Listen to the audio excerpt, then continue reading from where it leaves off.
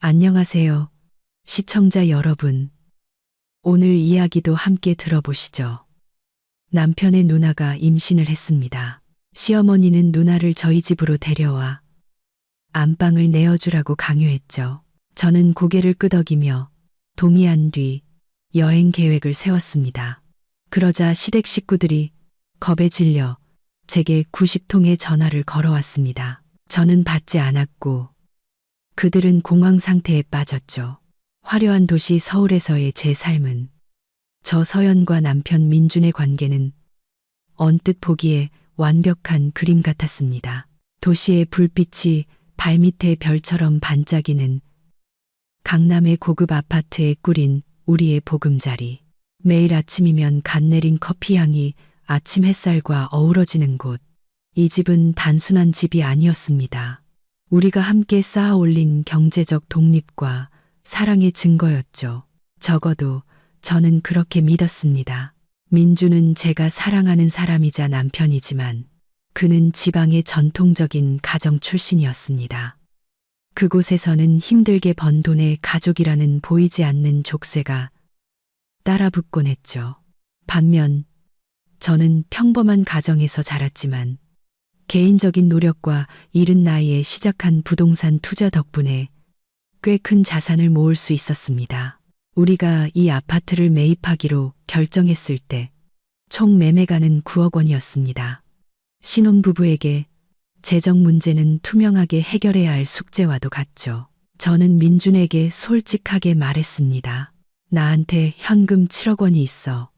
이건 결혼 전에 마련한 내 개인 재산이고 서류도 다 있어. 오빠, 나머지 2억은 은행에서 대출받대. 그건 내가 주 책임자로 갚아나갈게. 대신 아파트 명의는 내 단독 명의로 하고 싶어. 그때 민주는 계산적인 기색 하나 없이 고마움과 사랑이 가득한 눈으로 저를 바라보았습니다. 우리 아내가 이렇게 능력 있으니 난 당신만 믿어. 당신 뜻대로 해. 우리가 함께 있을 수만 있다면 뭐든 좋아. 저는 그 약속을 믿었습니다.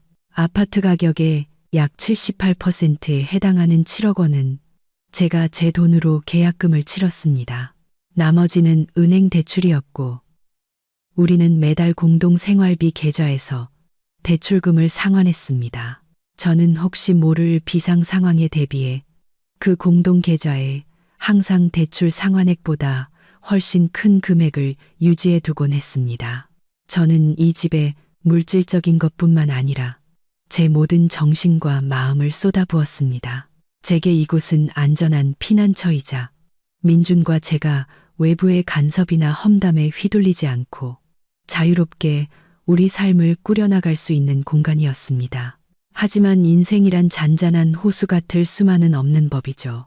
우리가 아파트에 입주하고 모든 것이 안정되자 익숙한 곳으로부터 작은 균열이 생기기 시작했습니다. 바로 시댁이었습니다. 시어머니인 최 여사님은 가정 내에서 막강한 권력을 가진 분이셨습니다. 그 권력은 돈에서 나오는 것이 아니라 어머니라는 역할과 모든 것을 자기 뜻대로 하려는 습관에서 비롯된 것이었죠. 어머니는 늘 민준이 외아들이자 집안의 기둥이며 아들의 삶은 자신이 결정해야 한다고 생각하셨습니다. 제가 78%를 부담한 우리 아파트도 어머니 눈에는 그저 내 아들 집일 뿐이었습니다. 시누이인 민희는 미혼에 충동적이고 의존적인 성격이었습니다. 그녀는 수시로 우리 집에 들렀고 어떨 땐 하룻밤, 어떨 땐 며칠씩 머물렀습니다. 그러면서 제가 어떻게 요리해야 하는지, 어떻게 청소해야 하는지, 그리고 가장 중요하게는 어떻게 남편에게 순종하고 시댁을 섬겨야 하는지에 대해 원치 않는 조언을 늘어놓았습니다. 그 사이에서 민주는 안쓰러울 정도로 약한 사람이었습니다. 그가 저를 진심으로 사랑한다는 건 알았지만 그는 명확한 경계를 설정할 만큼 강하지 못했습니다. 시어머니나 시누이가 무리한 요구를 할 때마다 민주는 항상 회피하거나 양보하는 쪽을 택했습니다. 서연아, 그냥 좀 참아줘. 엄마가 저러시는 거 하루 이틀도 아니잖아. 그래야 집안이 조용해. 바로 그 집안이 조용해진다는 말이 시댁이 우리 보금자리에 점점 더 깊이 개입하도록 문을 열어준 셈이었습니다. 저는 민준에 대한 사랑과 윗사람에 대한 존중 때문에 참고 또 참았습니다. 언젠가는 그들도 우리가 행복한 모습을 보면 스스로 물러날 것이라 생각했습니다. 하지만 저는 틀렸습니다. 저의 양보는 관계를 회복시키는 약이 아니라 그들의 침범을 허가하는 면허증이었습니다. 같은 시기에 시누이 민희는 새로운 사업 계획에 대해 넌지시 말을 꺼내기 시작했습니다. 큰 목돈이 필요하다며 자신의 어려운 처지를 민준에게 하소연하곤 했죠. 민준은 매우 걱정하며 제 등 뒤에서 누나와 몰래 따로 이야기를 나누는 일이 잦아졌습니다.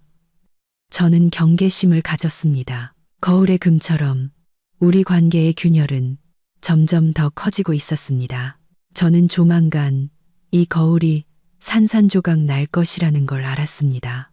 그리고 그 파국의 원인은 시어머니나 시누이뿐만 아니라 입으로는 늘 저를 사랑한다 말하면서도 저를 지켜줄 용기는 없는 제 남편에게도 있다는 것을요. 그리고 마침내 제가 가장 걱정하던 일이 터졌습니다. 그것은 다툼이 아닌 기쁜 소식의 형태를 띠고 나타났습니다. 모든 것이 저를 궁지에 몰아넣기 위해 짜인 각본처럼 느껴졌습니다. 그날은 토요일 오후였습니다. 시어머니와 시누이가 우리 집에 찾아왔습니다. 분위기가 평소와는 사뭇 달랐습니다.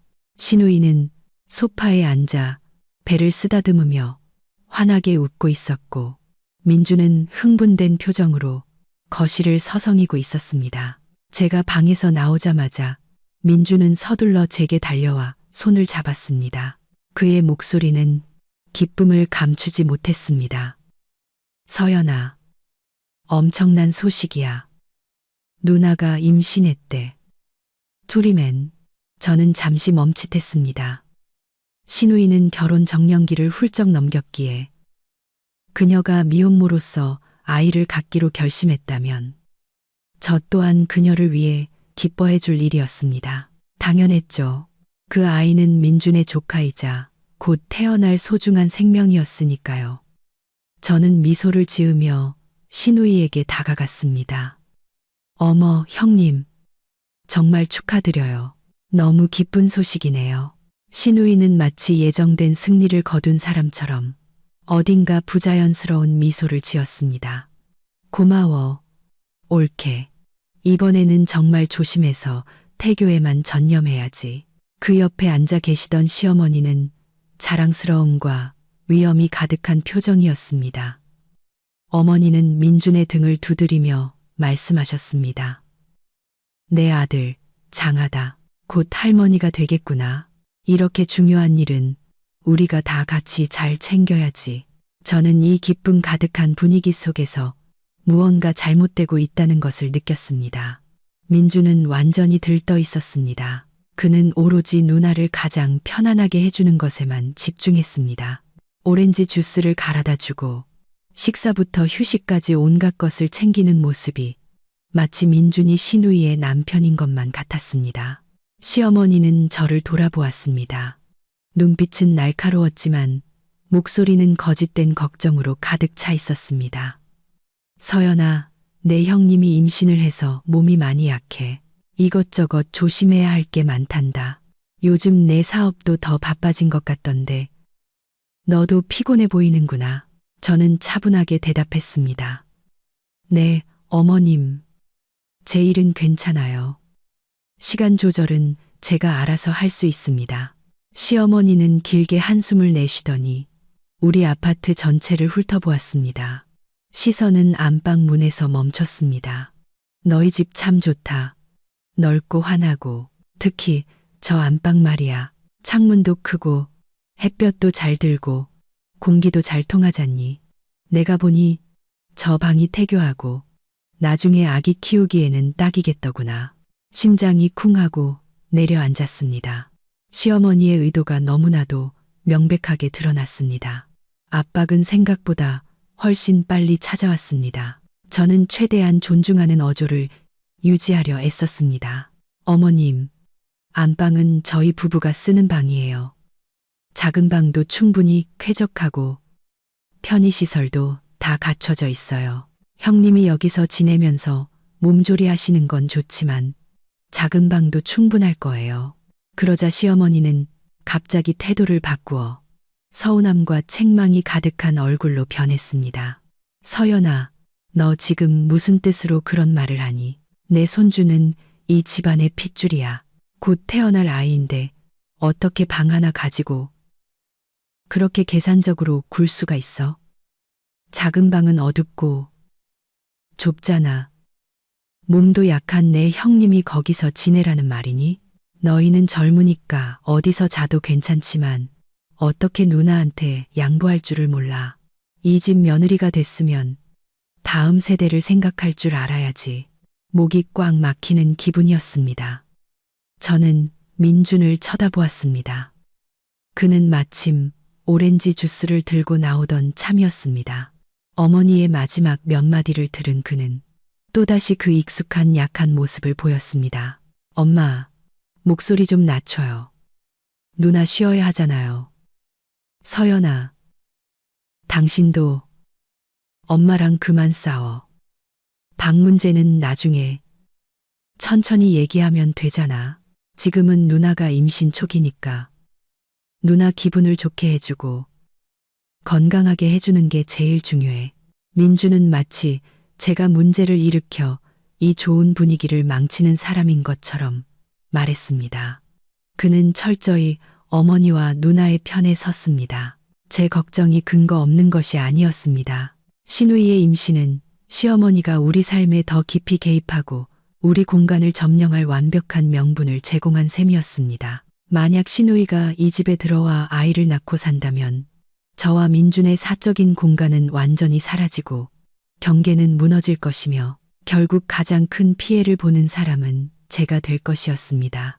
시어머니는 민준의 망설임과 저의 침묵을 보고 자신이 한 발 앞섰다는 것을 알았습니다. 그녀는 한 걸음 더 나아가기로 결정했습니다. 민준아, 넌 똑똑히 알아야 한다. 저렇게 넓은 안방에 발코니도 있으니 나중에 내 손주 햇볕도 쬐고 맑은 공기도 마실 수 있지. 내 아내랑 잘 얘기해봐. 누나와 내 조카를 생각할 줄 알아야지. 민주는 애원하는 눈빛으로 저를 보며 속삭였습니다. 서연아, 이번 한 번만 나 좀 도와줘. 누나 잠시만 지내는 거잖아. 약속할게. 나중에 모든 게 제자리로 돌아올 거야. 저는 민준의 얼굴에서 피로와 두려움을 보았습니다. 그가 어머니를 두려워하고 누나의 기분을 상하게 할까봐 겁낸다는 것을 알았습니다. 하지만 저는 더 이상 양보할 수 없었습니다. 이번 양보는 제 삶과 제 집에 대한 통제권을 영원히 잃는 것과 마찬가지였습니다. 그날 오후, 저는 아무런 대답도 하지 않았습니다. 시어머니께는 그저 이렇게 말했을 뿐입니다. 네, 어머님, 이건 저희 부부가 다시 상의해보고 나중에 말씀드릴게요. 그리고는 양해를 구하고 제 방으로 들어가 문을 닫았습니다. 넓은 안방에 홀로 앉아 도시의 불빛이 하나둘 켜지는 창밖을 바라보았습니다. 저는 스스로에게 다짐했습니다. 이 무의미한 양보를 끝낼 때가 왔다고. 방을 양보하는 것은 단지 핑계일 뿐 보이지 않는 최후 통첩이었습니다. 저의 침묵의 계획은 바로 지금 시작되어야 했습니다. 더 이상 감정에 휘둘릴 수 없었습니다. 이성과 냉정한 숫자들의 근거에 행동해야만 했습니다. 민준이 문을 두드리고 방으로 들어왔습니다. 그의 얼굴에는 걱정이 가득했습니다. 서연아, 화내지 마. 엄마는 그냥 누나 걱정돼서 그러시는 거야. 당신 기분 안 좋은 거 알지만 우리가 조금만 양보하면 안 될까? 저는 자리에서 일어나 민준의 눈을 똑바로 쳐다보았습니다. 민준 씨, 이게 양보라고 생각해요? 이건 강요예요. 당신은 지금 내 개인 재산을 다른 사람의 부당한 요구를 위해 쓰라고 하고 있어요. 이게 공평하다고 생각해요. 민주는 당황했습니다. 그는 제 질문에 정면으로 답하지 못했습니다. 그저 같은 말만 우리 조카잖아. 제발. 응. 내가 나중에 꼭 보답할게. 저는 더 이상 아무 말도 하지 않았습니다. 이미 제 답은 정해져 있었습니다. 그의 공허한 약속과 나약함에 지쳐버렸습니다. 저는 알고 있었습니다. 진짜 잔인한 최후 통첩은 내일 올 것이고 저는 완벽한 계획으로 그것에 맞설 준비를 해야만 했습니다. 다음 날 아침 제가 막 출근 준비를 하고 있을 때 민주는 시어머니로부터 전화를 받았습니다. 수화기 너머로 들려오는 어머니의 목소리는 매우 심각했습니다. 그녀는 우리 부부에게 당장 점심시간에 본가로 와서 아주 중요한 이야기를 해야 한다고 요구했습니다. 민주는 즉시 불안한 기색을 보였습니다. 그는 불안한 눈으로 저를 쳐다봤지만 저는 여전히 평온한 태도를 유지했습니다. 저는 지금이 바로 시어머니가 결정타를 날릴 순간이라는 것을 알았습니다. 정확히 낮 12시 저와 민주는 시어머니의 낡은 집에 도착했습니다.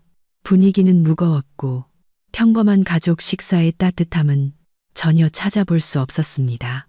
시누이도 와서 어머니 옆에 앉아 있었는데 애써 감추려 했지만 표정에는 승리감이 어려 있었습니다.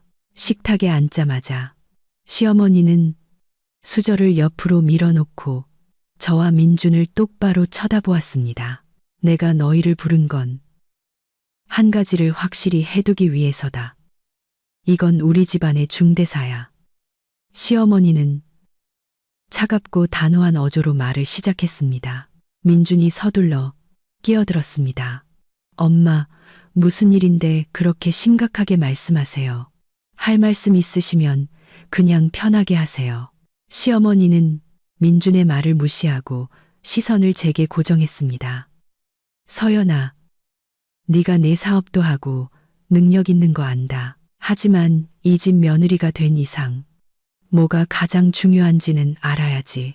안방 문제는 내가 깊이 생각해 봤는데 다른 방법은 없다. 시누이가 즉시 거들었습니다. 그녀의 말투는 너무나도 자연스러웠습니다. 맞아요. 옳게 내 안방이 집에서 햇빛도 제일 잘 들고 제일 넓잖아요.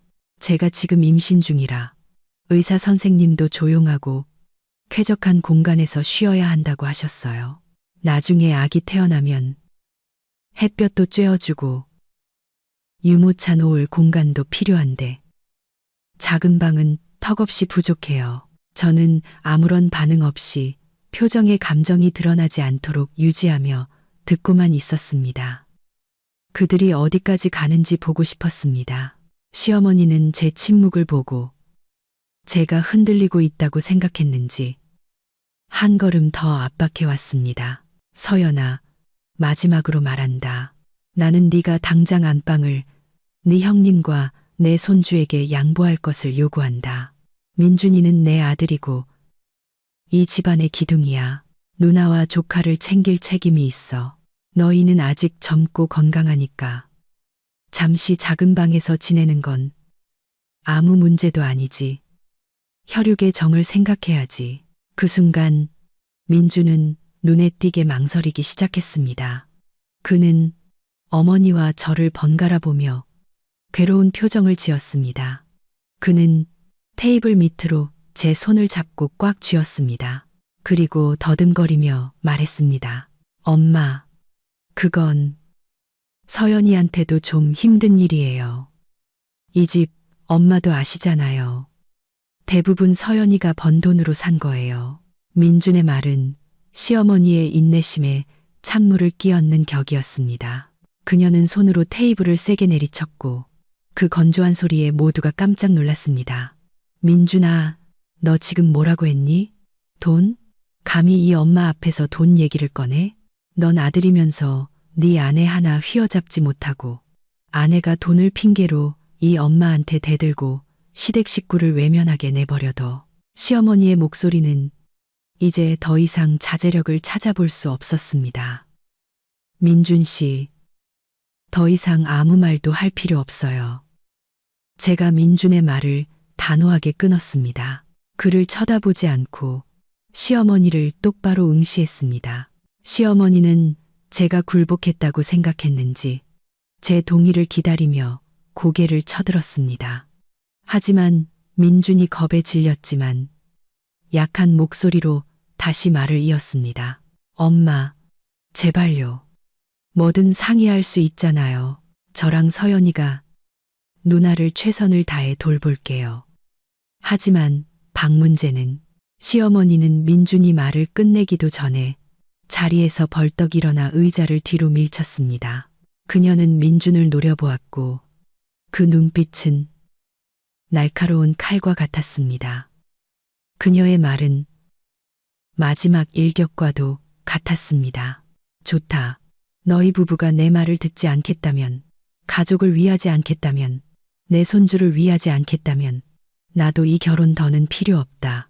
민준아, 똑똑히 들어라. 내 아내 서연이가 누나에게 안방을 내주지 않는다면 그냥 이혼해. 당장 이혼하라고. 넌 우리 집 외아들이야. 자기 재산만 지키려는 이기적이고 몰상식한 며느리 때문에 내가 망신당하게 둘 순 없어. 시댁을 위해 헌신할 줄 모르는 아내는 나도 받아들일 수 없다. 민준아, 선택해라. 엄마와 가족을 선택할 거냐, 아니면 내 이기적인 아내를 선택할 거냐. 시어머니의 선언은 작은 방 안에 울려 퍼졌습니다. 이혼. 제가 마음의 준비를 하고 있던 단어였습니다. 하지만 시어머니의 입에서 직접 듣는 것은 여전히 고통스러웠습니다. 민주는 완전히 무너져 내렸습니다. 그는 그 자리에 얼어붙은 듯 얼굴이 핏기 하나 없이 창백해졌습니다. 그는 애원하는 눈빛으로 어머니를 보다가 다시 저를 돌아보았습니다. 그의 눈에는 무력감과 두려움이 가득했습니다. 어머니와 저, 가족과 사랑, 둘 다 잃을지도 모른다는 공포였습니다. 저는 여전히 가만히 앉아 심호흡을 하며 마음의 동요를 드러내지 않았습니다. 저는 민준의 나약함을 꿰뚫어 보고 있었습니다. 그는 감히 저를 보호하기 위해 나서지 못할 것입니다. 그는 회피하거나 항복하는 길을 택할 것입니다. 제가 아닌 그의 어머니가 내뱉은 이 이혼 협박이야말로 제 인내의 잔을 채운 마지막 물방울이었습니다. 민준 씨, 아무 말도 하지 마세요. 제가 입을 열었습니다.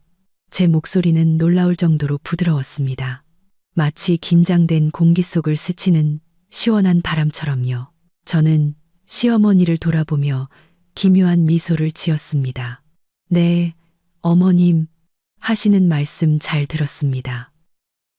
어머님 뜻대로 하겠습니다. 형님께 안방을 내어드리겠습니다. 방 전체가 절대적인 침묵에 휩싸였습니다. 시어머니, 시누이, 그리고 민준까지 모두가 너무 놀라 말을 잇지 못했습니다. 그들은 제가 이렇게 쉽게 항복할 줄은 꿈에도 몰랐을 것입니다. 민준은 믿을 수 없다는 표정으로 저를 바라보았습니다. 마치 진심이야 라고 묻는 것 같았습니다. 저는 조용히 고개를 끄덕였습니다. 굴복하는 듯 보였지만 사실은 더 큰 계획의 시작을 알리는 마지막 대답이었습니다. 네, 오늘 밤 바로 작은 방으로 짐을 옮기겠습니다. 어머님과 형님은 걱정 마시고 형님 건강만 잘 챙기세요. 말을 마친 저는 자리에서 일어나 시어머니와 시누이에게 정중히 인사하고 집을 나섰습니다. 민준이 제 이름을 불렀지만 저는 돌아보지 않았습니다. 저는 이제부터 더 이상 수동적인 피해자가 아니라는 것을 알았습니다. 이 양보야말로 저만의 침묵의 전략을 시작할 수 있는 열쇠였습니다. 저는 강요에 대한 증거와 행동할 시간을 벌기 위한 표면적인 동의, 제가 필요했던 것을 모두 얻었습니다. 시댁을 나서자 놀라움과 안도감에 휩싸인 그들을 뒤로했습니다. 민준이 저를 따라 대문까지 달려 나왔습니다. 그의 얼굴에는 기쁨과 걱정이 뒤섞여 있었습니다. 마치 상처 하나 없이 전쟁에서 벗어난 사람 같았죠. 서연아, 왜 그렇게 빨리 동의했어? 난 당신이 엄청 화내고 끝까지 싸울 줄 알았는데. 민준이 혼란스러운 목소리로 물었습니다. 저는 돌아서서 민준을 바라보았습니다. 제 눈에는 더 이상 평소의 따뜻함 대신 차가운 계산이 서려 있었습니다. 제 계획을 그에게 자세히 설명할 필요는 없었습니다. 민준 씨, 내가 끝까지 싸우면 뭘 얻을 수 있는데요? 어머님은 이혼 얘기까지 꺼내셨잖아요. 당신이 어머님께 안 돼요라고 말할 용기가 있다고 생각해요? 난 이제 이런 무의미한 논쟁에 지쳤어요. 안방, 그냥 양보할게요. 모든 게 조용히 해결됐으면 좋겠어요. 저는 지치고 체념한 듯한 어조로 말했지만 그 속에는 단호함이 숨어 있었습니다. 제 말을 들은 민주는 안도의 한숨을 내쉬었습니다. 그는 저를 끌어안았습니다. 그럴 줄 알았어. 우리 아내가 제일 현명하다니까. 고마워. 서연아, 정말 고마워. 당신이 손해보는 거 아는데 내가 나중에 꼭 보답할게. 자, 이제 집에 가서 짐 정리하자. 민준의 그 안도감, 제 상처에 대한 그의 무심함이 오히려 제 결심을 더욱 굳건하게 만들었습니다. 그는 저의 한 번의 양보로 모든 것이 순조롭게 해결되었다고 믿고 있었습니다. 하지만 그는 이것이 제가 오랫동안 준비해온 복잡한 계획의 서막에 불과하다는 것을 전혀 알지 못했습니다. 아파트에 돌아오자마자 저는 짐을 정리하기 시작했습니다. 민주는 제 개인 물품 몇 가지를 옮기는 것을 도왔지만 그는 별로 집중하지 못하는 듯 했습니다. 그는 여전히 기분 좋게 어머니와 시누이에게 전화를 걸어 제가 방을 양보하기로 했으니 언제든 짐을 옮겨와도 좋다고 알렸습니다. 네, 엄마, 걱정 마세요. 서연이가 다 정리했어요. 내일 누나 바로 와서 쉬어도 돼요. 네, 알았어요. 제가 아내 잘 챙길게요. 걱정 마세요. 저는 민준의 통화를 똑똑히 들었고 그가 스스로를 가족 갈등을 해결한 영웅이라고 생각하고 있다는 것을 알았습니다. 저는 안방에서 가장 중요한 개인 물품들을 작은 방으로 옮기기 시작했습니다. 짐을 정리하는 과정에서 저는 침묵의 계획 첫 단계를 실행에 옮겼습니다. 바로 증거 수집과 정리였습니다. 저는 옷장 깊숙이 숨겨둔 소형 금고를 열었습니다. 그 안에는 제가 소중히 보관해온 두꺼운 서류 파일이 있었습니다. 저는 그것들을 꺼내 하나하나 꼼꼼히 다시 확인했습니다. 첫째, 제 이름이 단독 명의자로, 민준이 공동 거주자로 명시된 아파트 매매 계약서. 둘째, 혼인 전 형성된 본인, 고유재산으로 아파트 대금을 지급함이라고 명확히 기재된 7억 원 계좌 이체 확인서. 셋째, 이 돈이 부부 공동 재산이 아님을 증명하는 공증받은 제 개인 재산 증명서. 저는 이 모든 서류를 다시 한번 휴대폰으로 촬영한 뒤 저만 비밀번호를 아는 안전한 클라우드 저장소에 전자사본을 업로드했습니다. 원본은 방수 상자에 넣어 잠근 후 작은 방 수납장 깊숙한 곳에 숨겨두었습니다. 저는 재산에 대한 증거뿐만 아니라 간섭과 강요에 대한 증거도 수집했습니다.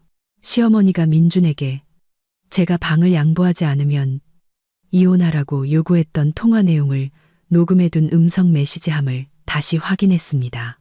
또한 시누이와 시어머니가 우리 삶에 개입했던 모든 날짜와 사건들을 상세히 기록해 두었습니다. 민주는 제가 너무 꼼꼼하게 짐을 정리하는 것을 보고 물었습니다. 뭘 그렇게 꼼꼼하게 정리해? 그냥 방만 옮기는 거잖아. 저는 싸늘한 침묵으로 답했습니다. 중요한 물건들이라서요. 신경 쓰지 않아도 돼요. 제 태도에 민주는 약간 기분이 상한 듯 했지만 그는 이내 자신의 작은 승리의 기쁨에 취해 그 사실을 잊어버렸습니다. 알았어. 천천히 정리해. 난 저녁 사러 밖에 좀 다녀올게. 오늘 내가 가족 문제를 잘 해결한 것 같아서 기분이 좋네. 봐, 우리가 조금만 양보하니까 모든 게 평화로워지잖아. 그는 정말로 모든 것이 평화로워졌다고 믿고 있었습니다. 그는 저의 이 양보가 곧 닥쳐올 거대한 폭풍의 전조라는 것을 전혀 깨닫지 못했습니다. 민준이 나간 후 저는 작은 방 문을 잠갔습니다. 이제 계획의 가장 중요한 단계인 자금 이동을 실행할 시간이었습니다. 민준이 나간 후 저는 다시 짐 정리로 돌아왔습니다. 하지만 이번에는 옷이나 책을 작은 방으로 옮기는 것이 아니었습니다. 저는 안방 문을 잠그고 개인 노트북을 켠 뒤 침묵의 전략 두 번째 단계에 착수했습니다. 바로 자금 이체 준비였습니다. 저는 화면 앞에 앉아 법적으로 완벽하게 보호받는 제 개인 재산으로 아파트에 투자된 금액들을 다시 확인했습니다. 하지만 제게는 그보다 더 큰 돈, 결혼 후 제 개인적인 투자로 불린 3억 5천만 원이 더 있었습니다. 이 돈은 비록 제 개인 재산이었지만 단기 투자의 현금 흐름을 원활하게 관리하기 위해 부부 공동 계좌와 연결된 별도의 계좌에 넣어두었습니다. 민주는 공동 계좌에 접근할 권한은 있었지만 이 연결 계좌의 존재와 규모에 대해서는 전혀 알지 못했습니다. 그는 그저 소소한 거래 내역만 볼 수 있었을 뿐이죠. 저는 이 3억 5천만 원을 인출하는 것이 위험한 한 수라는 것을 알았습니다. 그것은 엄청난 재정적 충격을 줄 것입니다.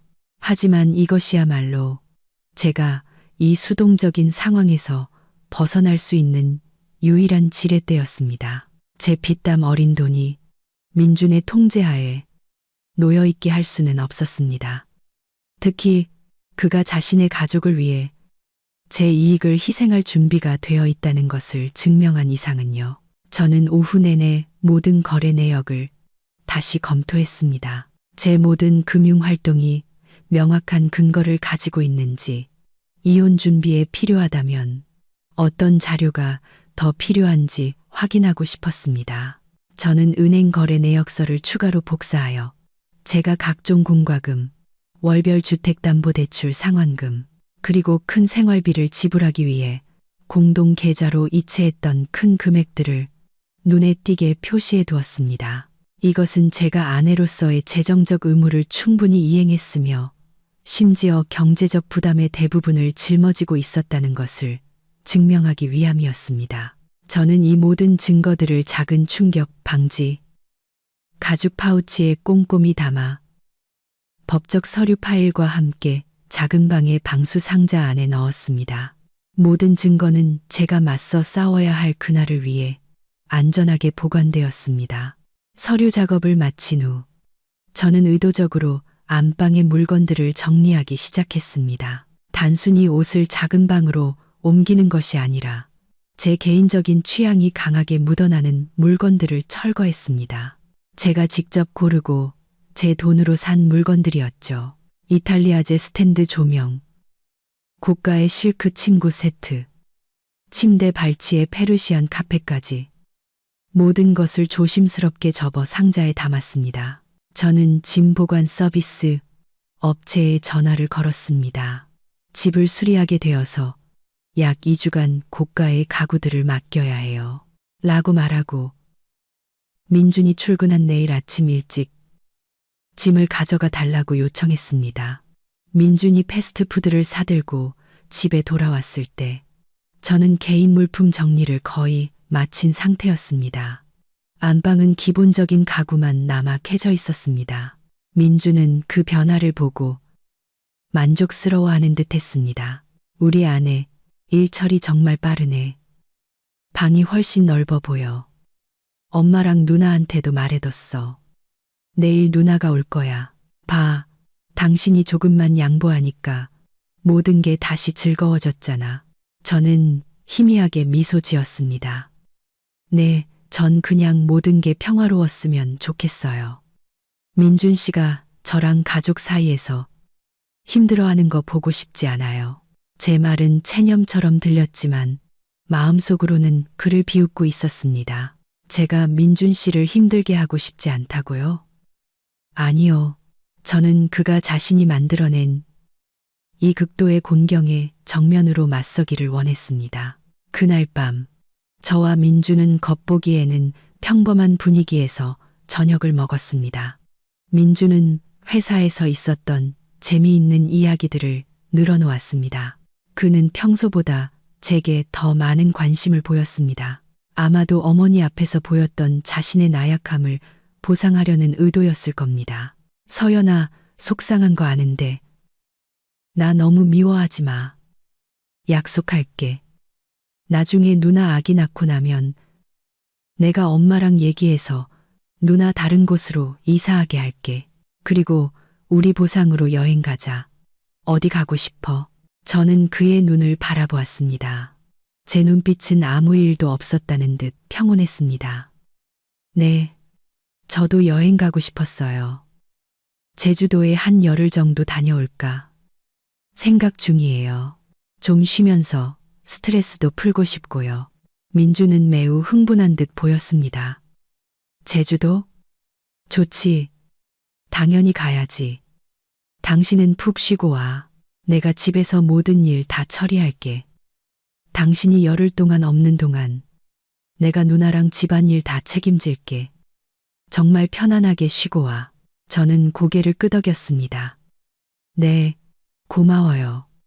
이 열흘이라는 시간은 제 계획이 아무런 직접적인 방해 없이 폭발하기 위해 필요한 완벽한 공백이었습니다. 내일 남은 물건들을 정리하고 보관 서비스에 맡긴 후 저는 다음 단계를 실행할 것입니다. 바로 돈을 인출하는 것이죠. 저의 표면적인 양보는 민준과 그의 가족을 안심시켰고 그들의 경계심을 완전히 풀어버렸습니다. 그들은 방 하나를 얻었다고 생각하며 승리에 취해 있었지만 그 방 하나의 대가로 집 전체를 잃을 수도 있다는 사실은 꿈에도 몰랐습니다. 다음 날 아침, 저는 아무 일도 없었다는 듯 일찍 일어나 평소처럼 민준을 위해 정성껏 아침 식사를 준비했습니다. 민준은 모든 갈등이 해결되었다고 생각해서인지 가벼운 발걸음으로 서둘러 출근했습니다. 그는 제게 작별 키스를 하며 잊지 않고 당부했습니다. 누나한테 필요한 것들 잘 알려줘. 오늘 저녁에 일찍 와서 뭐 필요한 거 없는지 볼게. 저는 마음속에 경멸을 억누르며 고개를 끄덕였습니다. 그는 새로운 공간 배치를 준비하고 있었지만 그 배치가 상상도 못할 대가를 치르게 될 것이라는 사실은 전혀 알지 못했습니다. 오전 9시쯤 민준이 출근한 지 2시간쯤 지났고 신우이가 오기 전 저는 짐 보관 서비스에 전화를 걸었습니다. 직원 2명이 와서 미리 라벨을 붙여둔 상자들을 옮겼습니다. 저는 그들이 제 소중한 개인 물품들과 제가 직접 구입한 가구들을 아파트 밖으로 옮기는 것을 감독했습니다. 모든 것이 안전하게 보관 장소로 옮겨졌습니다. 제가 가장 아끼는 제 개인적인 흔적이 담긴 물건들이 신우이나 다른 누구의 손에도 닿지 않도록 확실히 해두었습니다. 그들이 떠난 후 저는 현관문을 잠그고 저만의 작전 지휘 본부가 된 작은 방으로 돌아왔습니다. 노트북을 켜고 은행 계좌에 접속했습니다. 이제 가장 중요하고 섬세한 단계가 남았습니다. 제 개인 자산 3억 5천만 원을 민준의 통제 범위 밖으로 옮기는 것이었죠. 저는 이체 명령을 실행하기 시작했습니다. 이 돈은 제 노력의 대가이자 수많은 밤을 새워 일한 결과물이며 제 미래를 위한 보장이었습니다. 신우이의 충동적인 사업 계획에 허무하게 쓰이거나 낭비되게 둘 수는 없었습니다. 이체 과정은 약 15분 정도 걸렸습니다. 화면에 거래 성공 알림이 떴을 때 저는 안도의 한숨을 내쉬었습니다. 하지만 기쁨보다는 차가운 결의가 느껴졌습니다. 저는 잔인한 재정적 공격을 감행했지만 그것은 꼭 필요한 일이었습니다. 이것이야말로 간섭과 나약함으로 공격받는 결혼 생활에서 저를 지키는 유일한 자기방어 수단이었습니다. 돈을 인출한 후 저는 공동계좌를 다시 확인했습니다. 앞으로 며칠간의 소소한 생활비를 충당할 수 있을 만큼, 그리고 민준이 즉시 의심하지 않을 만큼의 금액만 남겨두었습니다. 더 중요한 것은 아파트 월별 주택담보대출 상환에 필요한 돈은 남겨두지 않았다는 것입니다. 대출금 상환일은 앞으로 열흘 뒤, 바로 제가 제주도에 있을 때였습니다. 저는 노트북을 닫고 샤워를 하고 옷을 갈아입었습니다. 신우이 앞에서는 양보 때문에 지친 듯 평온한 모습으로 보여야 했습니다. 정확히 오전 11시, 신우이가 친구와 함께 짐을 들고 아파트에 나타났습니다. 그녀는 안방으로 들어서며 깔끔하고 sam하게 정리된 방을 보고 만족스러운 미소를 지었습니다. 형님, 방은 깨끗하게 다 치워뒀어요. 편하게 쉬세요. 임신 중이시니 건강 잘 챙기셔야죠. 저는 일부러 지친 듯한 목소리로 그녀에게 말했습니다. 신우이는 동정하는 듯한 눈빛으로 저를 쳐다보았습니다. 아이고, 올케가 고생이 많네. 마음 불편한 거 알지만 우리 조카 생각해서 조금만 참아줘. 나도 잠깐만 있을 거야. 아기가 좀 크면 따로 살 곳 알아볼게. 저는 대답 대신 희미하게 미소 지었습니다. 신우이는 안방에 자신의 개인 물품들을 정리하기 시작하며 매우 만족스러워했습니다. 그녀에게 이 방을 얻는 것은 승리였습니다.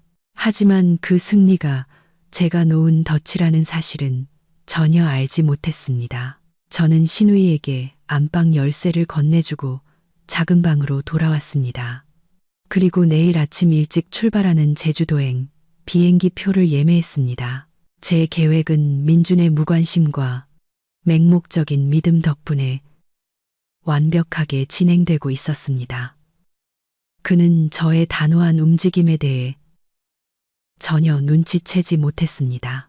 그는 제가 안방 싸움에서 졌기 때문에 모든 폭풍이 지나갔다고 생각하고 있었습니다.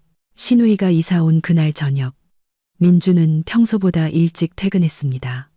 그는 큰 꽃다발과 누나를 위한 보양식 한 꾸러미를 들고 왔습니다. 집에 들어서자마자 민주는 안방에서 짐을 정리하고 있는 신우이를 보았습니다.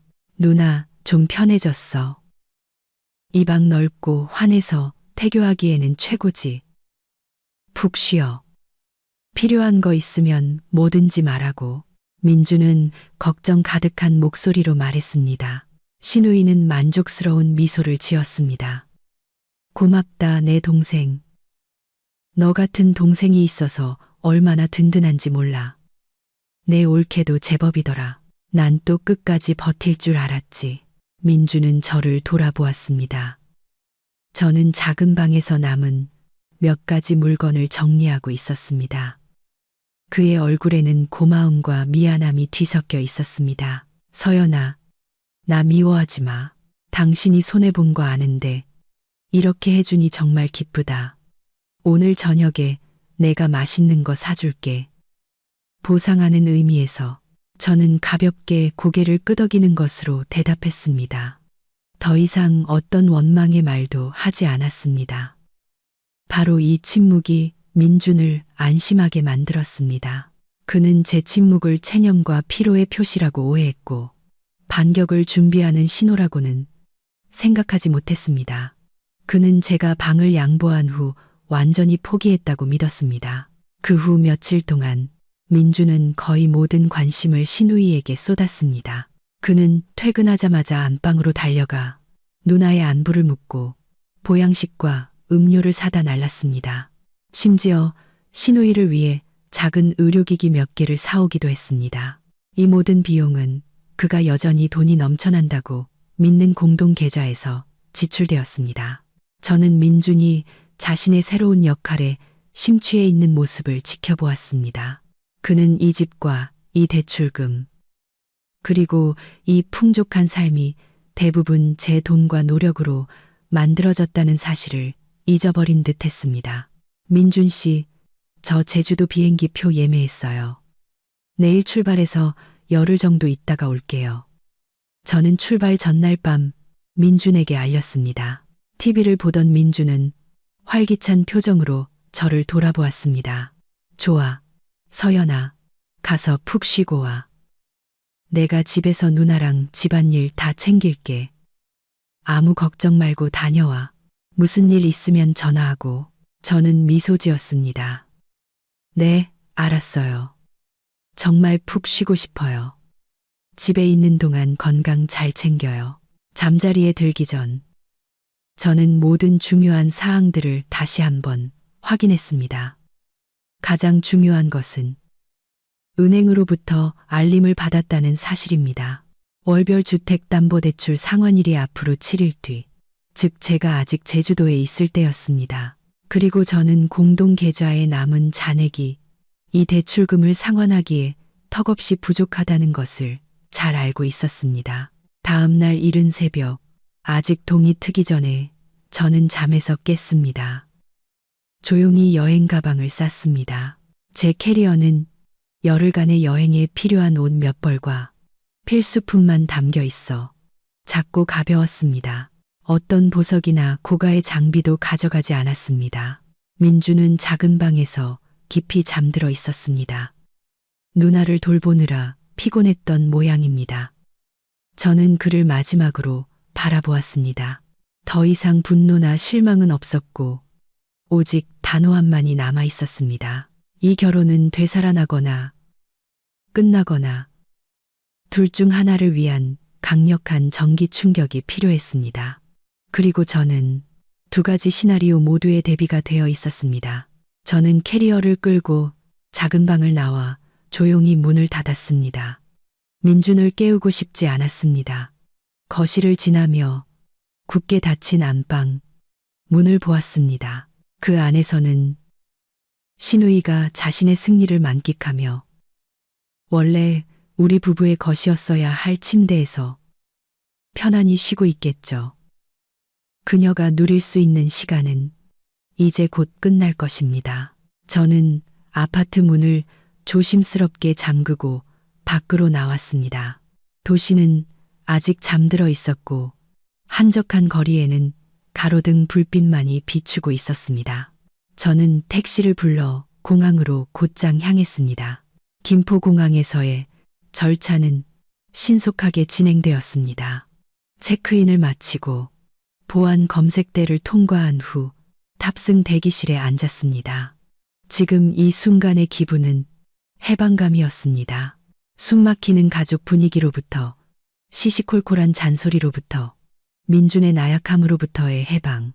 저는 완벽한 물리적 거리를 만들어냈습니다.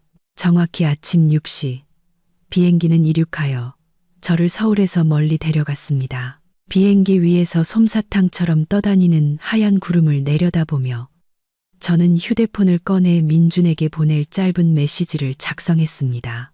민준 씨, 나 제주도 가는 비행기 탔어요. 푹 쉬려고 휴대폰은 꺼둘게요. 열흘 정도 있다가 돌아갈게. 집에 있는 동안 건강 잘 챙기고 누나도 잘 부탁해요. 집안일은 걱정 말고 다녀올게요. 메시지를 보냈습니다. 민준이 잠에서 깨면 이 메시지를 읽을 것을 알았습니다. 그는 제가 미리 알려줬기 때문에 안심할 것이고 제가 정말 휴가를 즐기고 있다고 완전히 믿을 것입니다. 민준은 제 이 여행이 집에서 곧 터질 금융재앙의 촉매제가 될 것이라고는 꿈에도 상상하지 못할 것입니다. 메시지를 보내자마자 저는 휴대폰 전원을 껐습니다. 저는 모든 연락을 완전히 차단하고 싶었습니다. 앞으로 열흘간 민준이나 그의 가족으로부터 오는 어떤 전화도 제게 닿을 수 없을 것입니다. 제 계획이 완벽하게 작동하기 위해서는 절대적인 침묵이 필요했습니다. 제주도는 눈부신 황금빛 햇살과 잔잔한 파도 소리로 저를 맞이했습니다. 저는 해변가에 있는 작은 방갈로를 빌렸습니다. 천국처럼 아름다운 곳에 있었지만 제 마음은 완전히 편안해질 수 없었습니다. 저는 세상과 완전히 단절되지는 않았습니다. 이메일과 은행 알림을 확인하기 위한 보조 휴대폰을 가지고 있었습니다. 휴가 3일째 되는 날, 저는 은행으로부터 이메일 한 통을 받았습니다. 곧 상환일이 다가오는 주택담보대출에 대한 자동 독촉 알림이었습니다. 5일째 되는 날, 더 심각한 어조의 두 번째 알림이 왔습니다. 연체 경고. 벌금을 피하기 위해 24시간 내에 납부해 주시기 바랍니다. 저는 미소 지었습니다. 모든 것이 시나리오대로 진행되고 있었습니다. 은행은 경고를 보내기 시작했습니다. 민주는 아마 아직도 돈이 공동 계좌에 그대로 있다고 믿으며 무관심할 것입니다. 그는 은행에서 직접 전화가 오거나 최악의 경우 아파트가 압류될 때가 되어서야 진실을 깨닫게 될 것입니다. 저는 약속대로 제주도의 열흘을 꽉 채워 머물기로 했습니다. 이 시간을 이용해 마음을 정리하고 마지막 대결을 준비했습니다. 제게는 충분한 증거와 금융적 지렛대가 있었습니다. 이제 제게 필요한 유일한 것은 인내심이었습니다.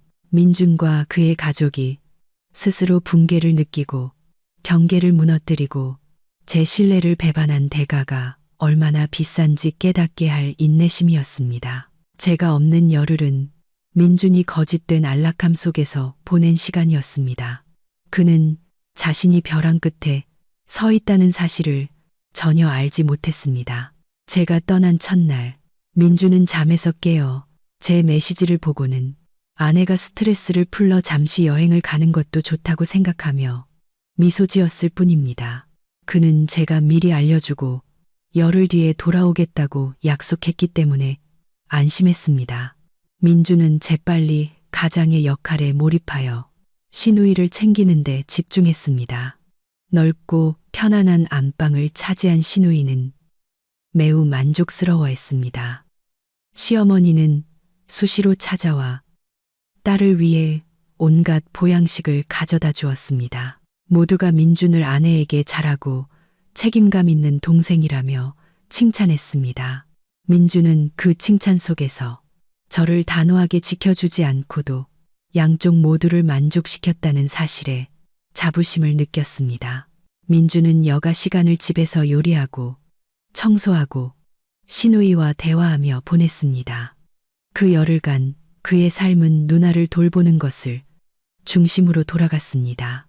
제가 공동계좌에 남겨둔 소액의 돈으로 일상적인 생활비가 무리 없이 결제되었기 때문에 그는 어떤 재정적 부족함도 느끼지 못했습니다. 하지만 저의 부재는 서서히 민준의 삶에 스며들기 시작했습니다.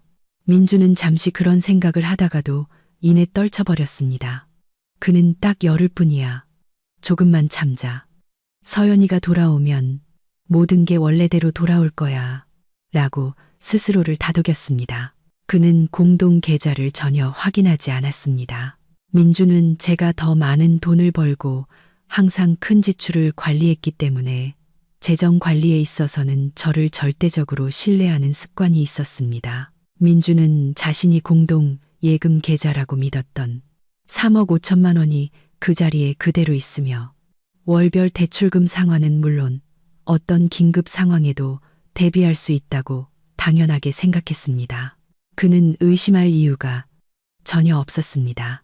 5일째와 6일째가 되자 민주는 낯선 번호로 걸려온 부재중 전화를 몇 통 발견하기 시작했습니다. 그는 대수롭지 않게 생각하고 광고나 스팸 전화일 것이라 여겨 무시했습니다. 그것이 바로 연체된 주택담보대출에 대해 상기시키려는 은행의 필사적인 연락 시도였다는 사실은 꿈에도 몰랐습니다. 7일째 되는 날, 작은 사건이 발생했습니다. 시누이가 비싼 인부복을 사고 싶어 했습니다. 민주는 지갑에서 카드를 꺼내 온라인 결제를 시도했지만 잔액 부족으로 거래가 거절되었습니다. 민주는 놀랐지만 카드에 문제가 있다고 생각하고 다른 카드로 결제했습니다. 그는 은행 앱에 로그인해서 전체 잔액을 확인할 생각은 전혀 하지 않았습니다. 그저 이번 달에 돈을 좀 많이 썼나 보다 하고 단순하게 생각했습니다. 이러한 그의 무관심과 제가 휴대폰을 완전히 꺼둔 상황이 치명적인 공백을 만들어냈습니다. 민주는 여전히 자만심과 안도감의 거품 속에 있었습니다. 반면 밖에서는 은행의 카운트다운 시계가 거의 0을 향해 가고 있었습니다. 열흘이 거의 끝나가고 있었고 민주는 제 말이 아닌 차갑고 냉정한 제3자, 즉 은행으로부터 가장 혹독한 현실을 마주하게 될 것이었습니다. 제 여행 8일째 되는 날, 재앙은 드디어 아파트 문을 두드리기 시작했습니다. 그날 오후, 민주는 집에서 시누이를 위해 제비집죽을 막 끓여준 참이었습니다. 거실에서 TV를 보고 있는데 그의 휴대폰이 울렸습니다. 이번에는 낯선 번호가 아니라 우리 부부가 주택담보대출을 받은 은행의 고객센터 번호였습니다. 민주는 잠시 망설이다가 전화를 받았습니다. 네, 여보세요. 전문적이지만 매우 심각한 어조의 은행 직원 목소리가 들려왔습니다. 네, 박민준 고객님 맞으신가요? 저희는 오호은행입니다. 고객님, 부부 명의의 주택담보대출건으로 연락드렸습니다. 월 상환금이 현재 7일째 연체 중입니다. 저희가 여러 차례 이메일과 문자를 보내고 전화도 드렸지만 연락이 닿지 않았습니다. 규정에 따라 10일 이상 연체될 경우 연체 이자가 부과되며 계약에 따라 담보자산 압류 통지서가 발송될 예정입니다. 민주는 그 말을 듣는 순간 얼굴이 새하얗게 질렸습니다. 그는 자신의 귀를 거의 믿을 수 없었습니다. 연체요? 압류요? 잠깐만요. 뭐라고 하셨어요? 연체라니요. 뭔가 착오가 있는 것 같은데요.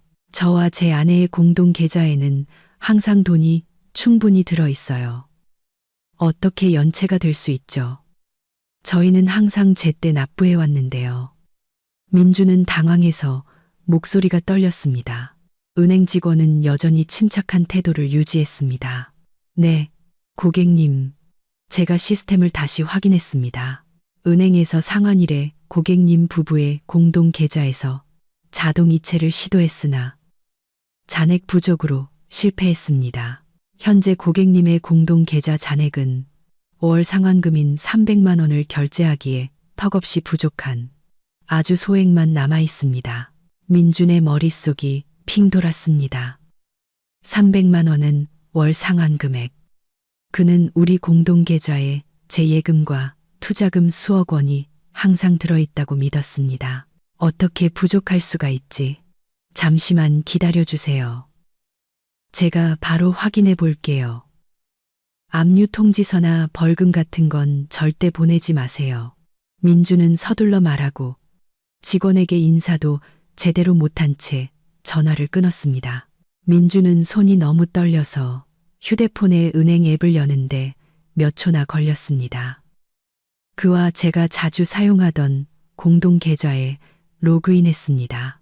화면에 표시된 숫자는 마치 칼날처럼 민준의 심장을 찔렀습니다. 잔액 15만 원, 15만 원, 단돈 15만 원. 민주는 눈을 비비고 앱을 껐다가 다시 로그인했습니다. 숫자는 변하지 않았습니다. 그는 공황 상태에 빠져 최근 거래 내역을 확인했습니다. 일상적인 소소한 지출 외에는 어떤 큰 금액도 인출되지 않았습니다. 돈이 어디 갔지? 서연이의 예금이랑 투자금 3억 5천만 원이 어디로 사라진 거야? 민주는 극도의 공포 속에서 소리쳤습니다. 그는 제가 그 돈을 자금 순환과 대출 상환을 위해 연결 계좌에 보관하고 있다고 말했던 것을 똑똑히 기억했습니다.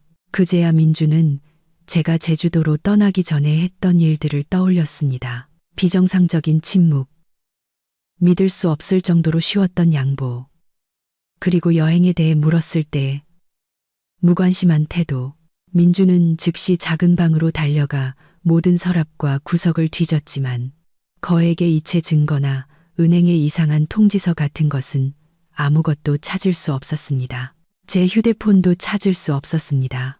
민주는 서둘러 제게 전화를 걸었습니다. 제 휴대폰은 여전히 꺼져 있었습니다. 그는 수십 번이고 계속 전화를 걸었지만 끝없는 침묵만이 돌아올 뿐이었습니다. 민주는 어머니에게 전화를 걸었습니다.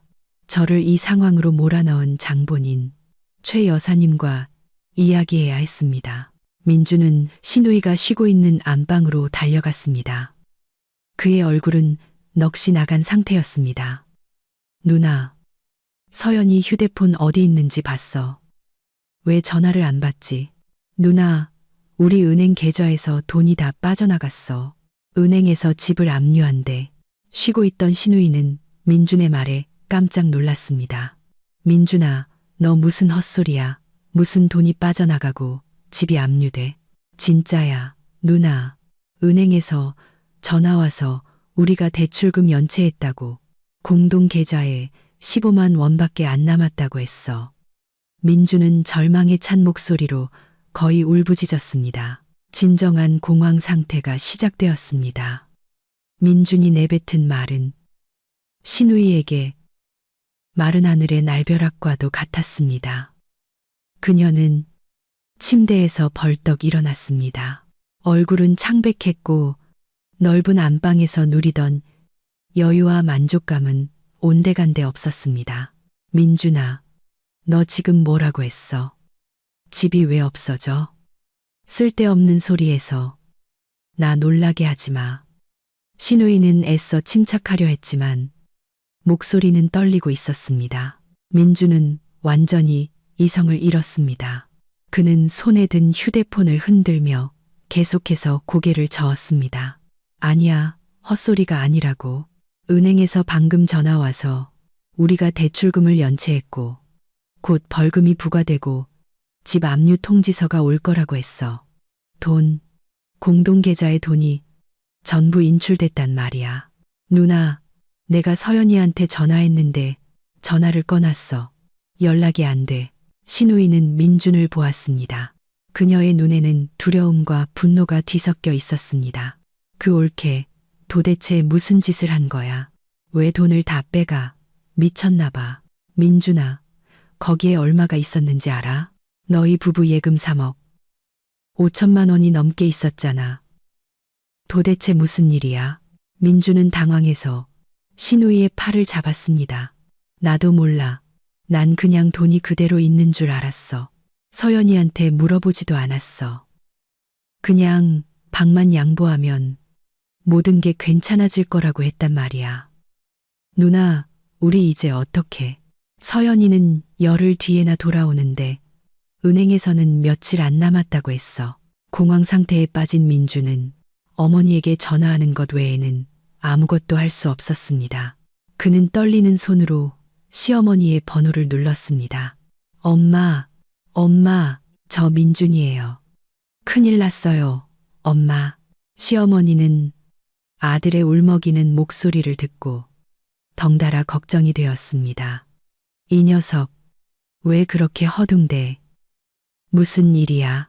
민주는 최대한 조리 있게 상황을 설명하려 했지만 공포 때문에 말이 뒤죽박죽이었습니다. 엄마, 우리 집, 아파트 돈 문제요. 은행에서 전화 와서 대출금 연체됐대요. 공동 계좌에 있던 돈, 서연이가 다 인출했어요. 엄마, 수억 원이 사라졌어요. 시어머니는 전화기 너머에서 잠시 침묵했습니다. 분노가 걱정을 밀어내기 시작했습니다. 그 되바라진 것, 내가 처음부터 싹수가 노랗다고 했지. 양보하는 척하면서 우리 뒤통수 칠 기회만 노리고 있었던 거야. 민준아, 돈이 전부 인출된 거 확실해?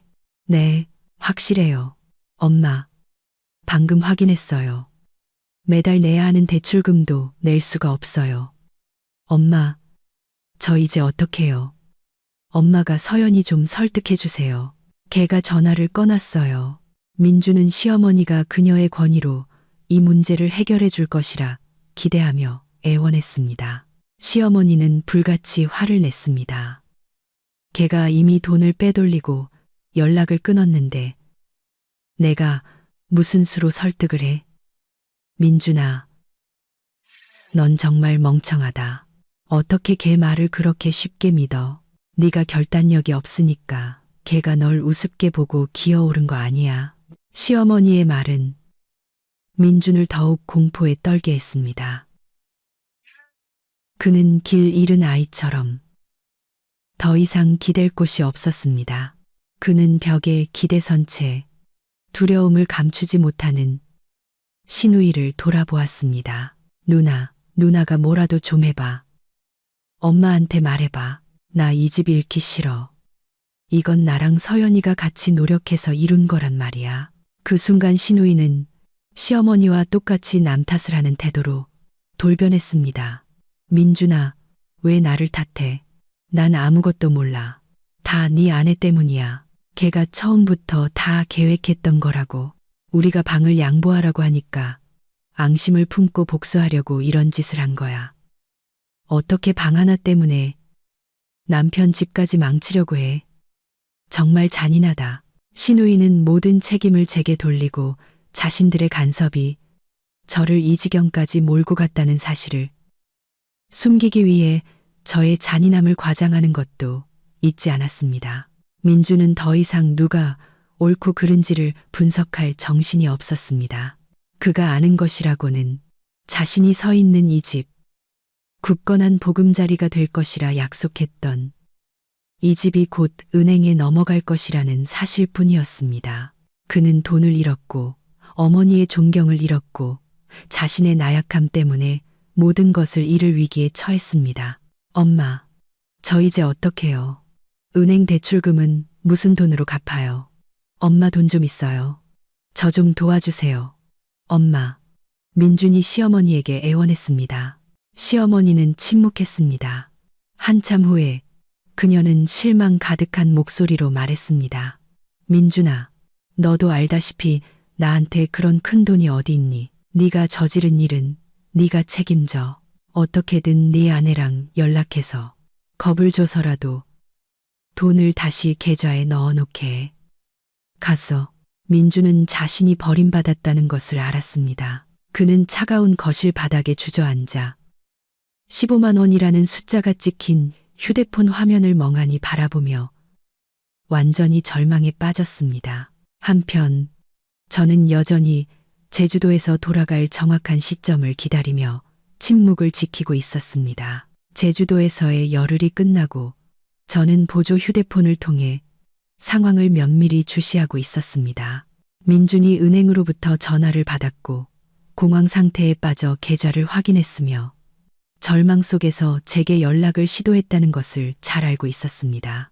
민준이 어머니와 누나에게 전화를 걸었고 그들이 격렬하게 반응하며 모든 죄를 제게 뒤집어 씌우려 했다는 것도 알았습니다. 그들의 공황 상태야말로 그들이 자신들의 간섭이 초래한 대가를 이해했다는 가장 명확한 증거였습니다. 저는 오후에 서울로 돌아왔습니다. 곧장 집으로 가지 않고 휴식을 취하고 마음의 준비를 하기 위해 시내 중심가 근처의 서비스드 레지던스를 빌렸습니다. 다음 단계를 검토할 시간이 필요했습니다. 그날 밤 저는 주 휴대폰을 다시 켰습니다. 즉시 민준, 시어머니, 신우이로부터 온 수백 개의 메시지와 부재중 전화 알림이 쏟아졌습니다. 민준은 공포와 애원이 가득한 메시지들을 보냈습니다. 서연아, 어디야? 제발 전화 좀 받아. 부탁이야. 은행에서 빚 독촉 전화가 왔어. 계좌에 있던 돈이 사라졌어. 당신이 인출한 거야? 제발 집에 와서 얘기 좀 하자. 계좌에 돈 다시 넣어줘. 내가 미안해. 내가 잘못했어. 다시는 엄마랑 누나가 우리 일에 간섭하게 안 할게. 약속해. 시어머니는 분노와 협박이 담긴 메시지를 보냈습니다. 이 되바라진 것. 너 지금 무슨 짓을 하는 거냐? 우리 집안을 망하게 할 작정이야. 당장 집으로 돌아와. 그렇지 않으면 내가 널 고소할 거야. 내 아들 돈을 훔쳤다고 경찰에 신고할 거라고. 신우이도 만만치 않게 격렬했습니다.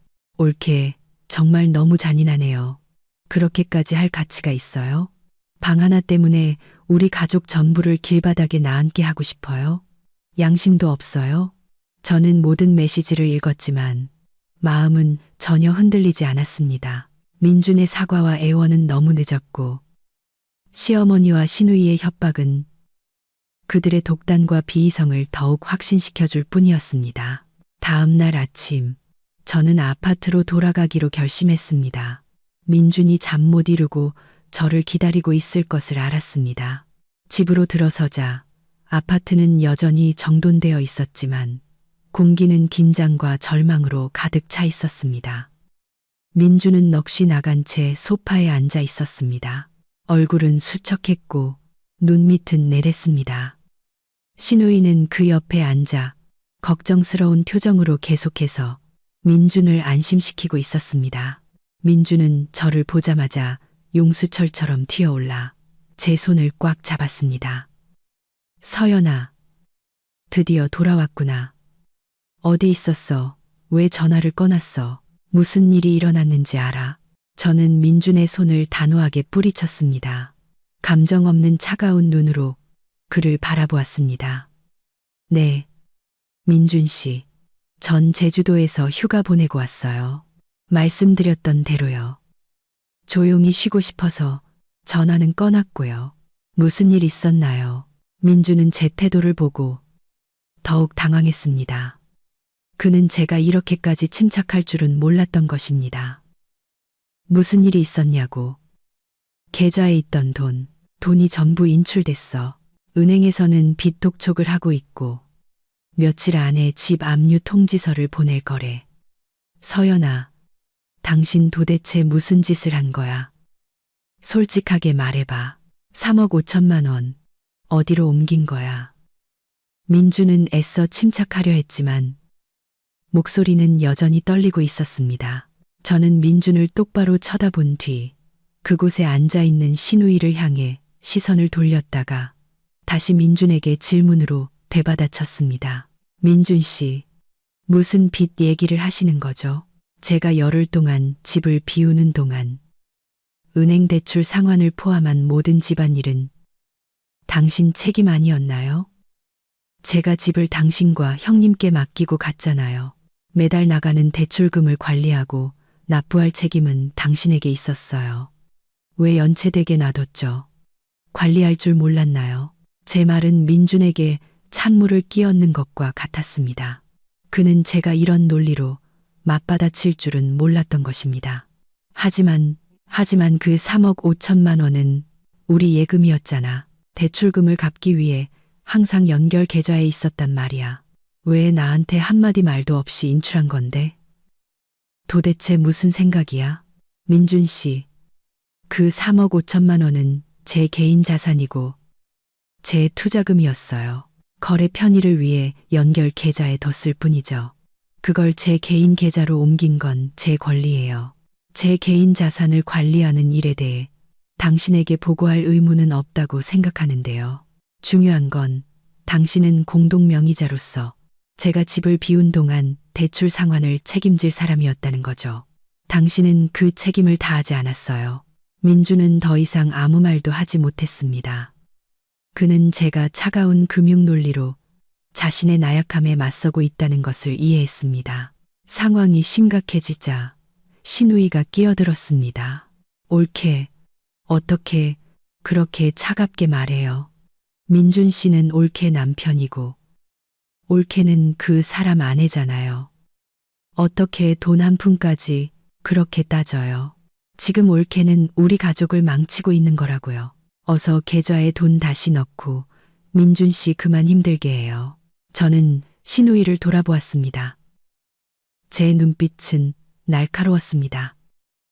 형님, 죄송하지만 전 형님과 이야기하고 있는 게 아닙니다. 이건 저희 부부의 문제예요. 형님은 원하시던 안방을 얻으셨잖아요.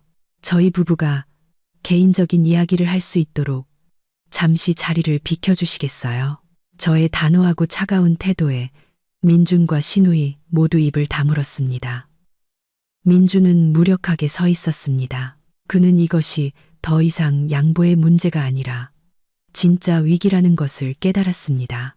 제가 시누이에게 자리를 비켜달라고 요구하자 그녀는 분노에 찬 눈으로 저를 한번 쏘아보고는 마지못해 안방으로 돌아가 문을 쾅 닫았습니다.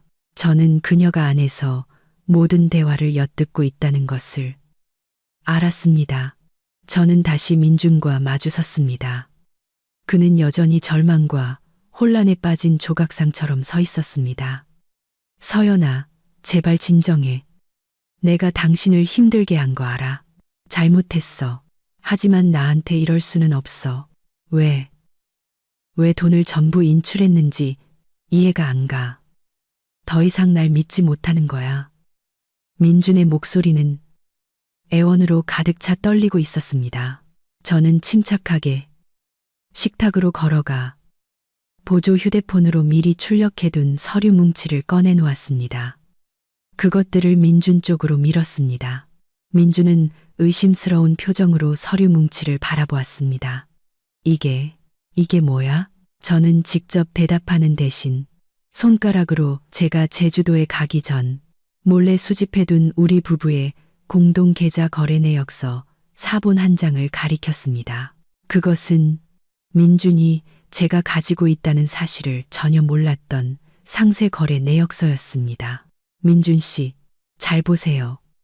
이게 우리 공동 계좌 거래 내역서예요. 이 이체 내역 보이세요? 민준은 고개를 숙여 서류를 보았습니다. 그는 불과 몇 주 전에 이루어진 7천만 원이라는 거액의 이체 내역을 보았습니다. 거래일은 신우이가 사업 투자를 넌지시 말하기 시작했던 시기와 일치했습니다. 수취인은 바로 신우이 박민이었습니다. 민준의 얼굴은 즉시 핏기가 가시더니 수치심과 공포로 새빨갛게 달아올랐습니다. 그는 더듬거렸습니다. 이건 네, 민준 씨, 이건 우리 부부 공동 계좌에서 형님 계좌로 이체된 7천만 원이에요. 제 기억이 맞다면 이 돈은 당신이 형님 사업 투자금으로 보내준 거죠? 그런데 당신, 이 일을 저한테 한마디 상의도 없이 진행했다는 건 기억하세요? 저는 민준의 눈을 똑바로 쳐다보며 차갑고 실망스러운 목소리로 말했습니다. 민준은 고개를 푹 숙였습니다. 공황 상태는 극도의 후회와 수치심으로 바뀌었습니다. 그는 제가 그의 가장 큰 배신, 즉 금융적 신뢰에 대한 배신을 증명할 반박 불가능한 증거를 가지고 있다는 것을 알았습니다. 서연아, 미안해. 내가 누나한테 설득당했어. 가게를 여는데 목돈이 필요하다고, 금방 갚겠다고 약속했어. 공동계좌에 돈이 많다고 생각해서 내가 멋대로 보냈어. 내가 잘못했어. 내가 너무 어리석고 마음이 약했어. 민준은 거의 기어들어가는 목소리로 죄를 고백했습니다. 그래서 결과는요. 민준 씨, 형님 사업은 성공했나요? 제가 물었습니다. 민준은 실망과 씁쓸함이 가득한 표정으로 고개를 저었습니다. 아니, 사기당했대. 전부 잃었어. 그 돈 다시는 못 받아. 서연아, 저는 민준을 동정 어린 눈으로 바라보았습니다. 민준 씨, 어머님이 이혼을 협박하며 방을 양보하라고 강요한 건 그저 잔을 넘치게 한 마지막 물방울이었어요. 당신이 몰래 공동재산 7천만 원을 누나에게 개인적으로 지원하고 그 돈을 잃고도 저에게 숨긴 것. 그것이야말로 이 결혼에서 신뢰를 완전히 깨뜨린 배신 행위였어요. 당신은 제 노력과 재정적 기여를 무시하고 있었던 거예요. 당신은 이 집을 함께 지은 아내의 이익보다 누나의 이익을 우선시했던 거고요. 진실이 드러났습니다. 민준에게는 더 이상 도망칠 곳이 없었습니다. 그는 제가 단순히 방 문제로 화가 난 것이 아니라 이 결혼의 본질적인 문제, 즉 그가 신뢰할 수 없는 남편이라는 진실에 직면하고 있다는 것을 깨달았습니다. 저는 몸을 곧게 펴고 최대한 차가운 태도를 유지했습니다. 민준 씨, 전 충분한 증거를 가지고 있어요. 그리고 다음 단계를 밟을 준비도 마쳤습니다. 당신 어머님이 우리에게 제안했던 바로 그 단계 말이에요. 이혼이요. 민주는 저를 올려다 보았습니다. 그의 눈은 공포로 커졌습니다. 그는 이제 제 결정이 더 이상 협박이 아니라 되돌릴 수 없는 현실이라는 것을 깨달았습니다. 이혼 선언을 한 후 저는 민준을 바라보았습니다. 그의 얼굴은 새하얗게 질려 있었습니다. 그는 방금 들은 말을 믿을 수 없다는 듯 했습니다. 배신과 재정 위기의 무게가 그의 나약함을 완전히 짓눌러 버렸습니다. 서연아, 너 지금 뭐라고 했어? 이혼? 안 돼. 난 이혼하고 싶지 않아. 제발 그러지 마. 내가 잘못했어. 민준이 울음을 터뜨렸습니다. 그는 다시 제 손을 잡으려 했지만 저는 재빨리 뒤로 물러섰습니다. 민준 씨, 제 말은 확고합니다. 이 결혼은 당신 어머님이 제가 방을 양보하지 않으면 이혼하라고 요구했던 그 순간 이미 끝났어요. 그리고 당신이 몰래 공동 재산을 형님께 넘겨주고 손실을 입혔을 때 더 이상 돌이킬 수 없게 된 거고요. 신뢰가 깨졌는데 저는 더 이상 이 삶을 계속할 수 없어요. 저는 얇은 서류 뭉치를 꺼냈습니다. 그것은 제가 제주도에 가기 전 미리 준비해둔 협의 이혼 신청서였습니다. 변호사와 상담하여 작성한 재산 분할 합의서 초안도 함께였습니다. 저는 그것들을 7천만 원 거래 내역서 사본 옆 테이블 위에 놓았습니다. 민준 씨, 저는 초기 절차를 모두 마쳤어요. 남은 건 당신의 협조뿐이에요. 시끄럽게 소송까지 가고 싶지는 않아요. 당신이 이 서류에 서명해 준다면 모든 것이 빨리 끝날 거예요. 민주는 이혼 신청서를 보고 눈이 커졌습니다. 서연아, 너 이걸 다 준비해뒀던 거야. 처음부터 이럴 계획이었어. 민준 씨, 이 집에 대한 제 기여는 당신 가족들 눈에는 아무 가치도 없었어요. 전 그저 제 자신을 지키고 있었을 뿐이에요. 저는 숨을 한번 깊게 들이쉬고 가장 중요한 문제인 손해배상 요구로 바로 들어갔습니다. 당신과 당신 가족이 저에게 입힌 손해와 증거에 근거해서 저는 당신에게 5억 원의 손해배상을 요구합니다. 민주는 거의 비명을 지르듯 소리쳤습니다. 5억, 서연아, 너 미쳤어. 내가 무슨 수로 5억을 마련해. 계산이 잘못된 거 아니야. 네가 낸 7억 원에 공동재산을 더해도 어떻게 5억이 돼? 저는 침착한 목소리를 유지하며 자세히 설명했습니다. 민준 씨, 5억 원에는 첫째, 제가 새로운 삶을 시작하기 위해 당신이 반드시 반환해야 할 제 초기 투자금 7억 원의 일부와 정신적 피해 보상금이 포함되어 있습니다. 둘째, 당신이 손실을 입힌 공동재산 7천만 원에 대한 제 몫의 보상금.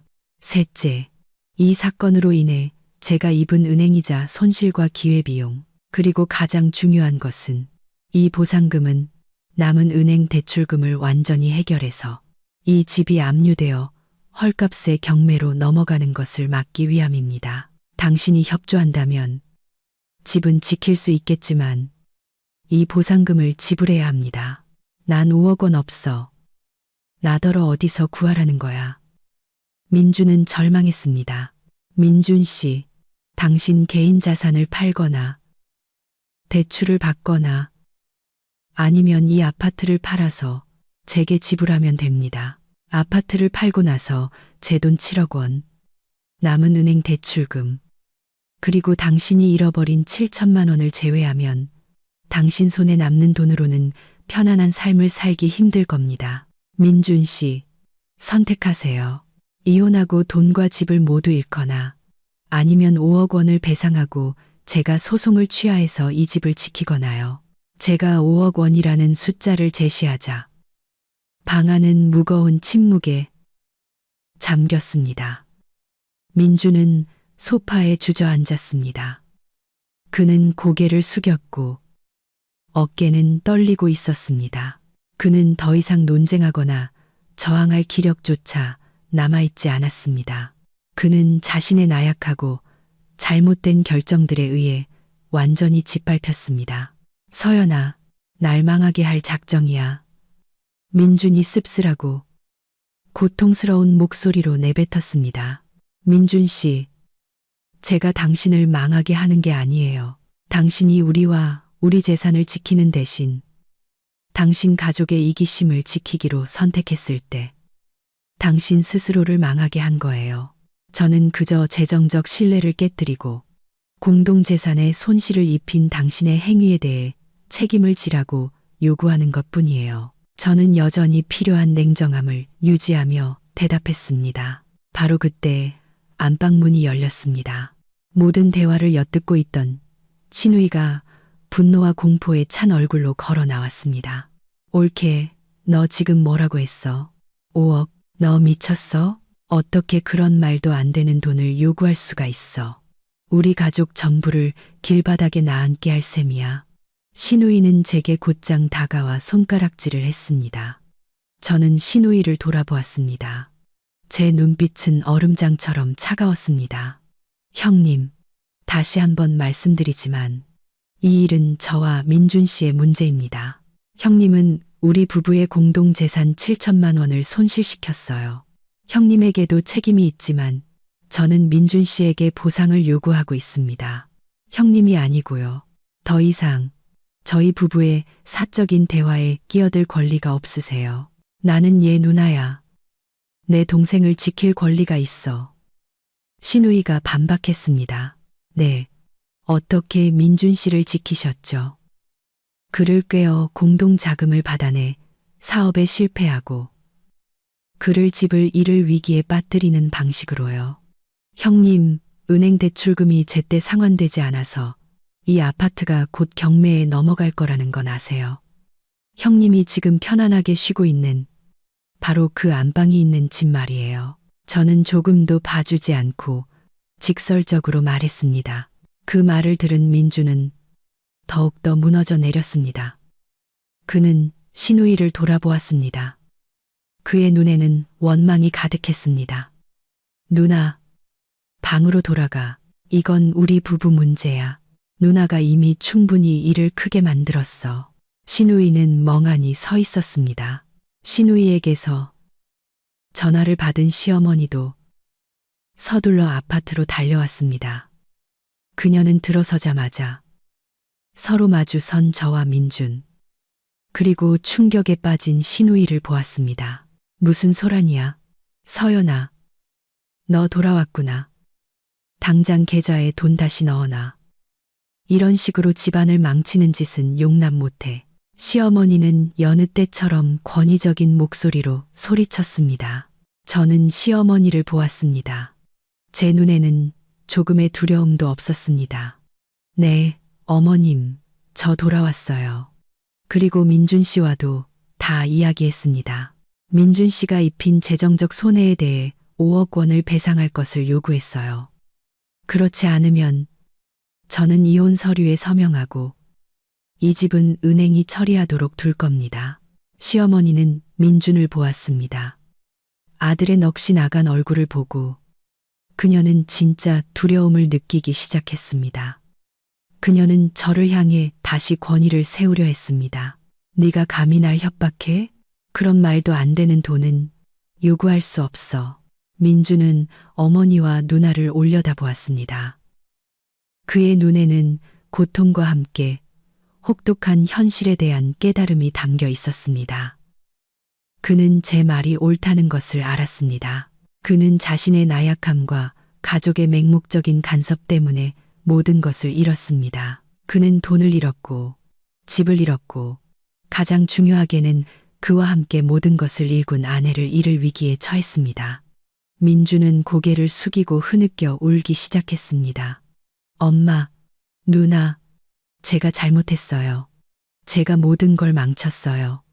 서연아, 미안해. 내가 잘못했어. 미안해. 민준의 붕괴는 단순히 가슴 아픈 광경이 아니었습니다. 그것은 마지막 경고였습니다. 시어머니와 시누이는 민준, 그들이 늘 자랑스러워하던 아들이자 동생이 바로 자신들의 간섭 때문에 무너져 내리는 것을 망연자실하게 바라보고 있었습니다. 시어머니는 더 이상 위엄을 유지할 수 없었습니다. 그녀는 민준에게 다가갔지만 민준은 뒤로 물러섰습니다. 그는 원망 가득한 눈으로 어머니를 보았습니다. 엄마, 이제 보셨어요. 전 모든 걸 잃었어요. 집도, 아내도, 돈도요. 전부 제가 나약해서 엄마와 누나 마음 상하게 할까봐 두려워해서 이렇게 된 거예요. 제가 모든 걸 망쳤어요. 민주는 흐느꼈습니다. 민주는 저를 돌아보았습니다. 그의 붉어진 눈에는 진심 어린 후회가 가득했습니다. 그는 제 앞에 무릎을 꿇었습니다. 시어머니와 시누이 모두를 경악하게 만든 저조차 예상하지 못했던 행동이었습니다. 민준의 목소리는 메어 있었습니다. 그는 누나에게 몰래 돈을 보냈습니다. 미안해. 내가 잘못했어. 누나가 그저 놀고 있는 돈이라고. 친누나를 도와줘야 한다고 설득했어. 나는 엄마가 너무 무서웠어. 엄마가 화낼까봐. 그래서 엄마가 우리 부부 생활에 너무 깊이 개입하게 놔뒀어. 민주는 제 옷자락을 붙잡았습니다. 네가 배상을 원한다면 받아들일게. 내가 가진 모든 걸 팔게. 친구들에게 돈을 빌릴게. 너한테 갚기 위해 죽어라. 일할게. 하지만 서연아, 제발 이혼만은 하지 말아줘. 당장 소송을 취하해달라는 게 아니야. 하지만 내가 다시 시작할 수 있다는 걸 증명할 기회를 한 번만 줘. 나는 네가 필요해. 이 집이 필요해. 우리 가족이 필요해. 서연아. 민주는 제 발치에 고개를 파묻었습니다.